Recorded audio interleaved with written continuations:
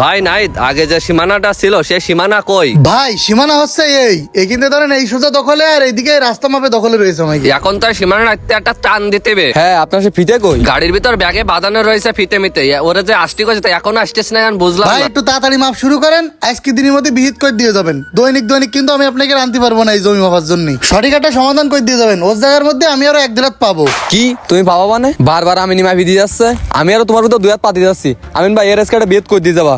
হ্যাঁ তুমি 2 হাত না 4 হাত তো ভাই, এই যে বিয়াদবি করতেছাও না, এর মাসুল একদিন দেয়া লাগবে। ভাই বুঝছো? চেক নিয়ে চলে আইছি। মাসুল দিতে আর কি দিতে আমি বুঝবা না। আমিন ভাই তুমি মাপো। এ রনি, ফিতে নিয়ে ওই 100 ফুটের মাথায় চলে যা। আচ্ছা রাজু ভাই ফিতের আগা ধরো। আচ্ছা দেও। এ সঠিক ভাবে ধরবি, আবার যেন ফিতায় ফাঁকি মারিস না মোর। এ কম নিয়ে যাচ্ছে সেই গাছ তুগের মধ্যে না, এই গাছের ওই পাশে ধর। উল্টো পাল্টা তো যাবে ভাই, এরম করে তো আমার ক্ষতিটা করে। আমার জমি দেয় যাও চাপাত একদম রাস্তার পর উঠে নিয়ে আইছে। শোনো আমিন ভাই, আমার বড় ভাই এনে বকদি বারণ দাও। তুমি যাই মাপতে যাও, তুমি দেখো সবকিছু। এ যা ওই 100 ফিটের মাথায় ভালো করে ধর, জন্য নড়ে না ফিতে।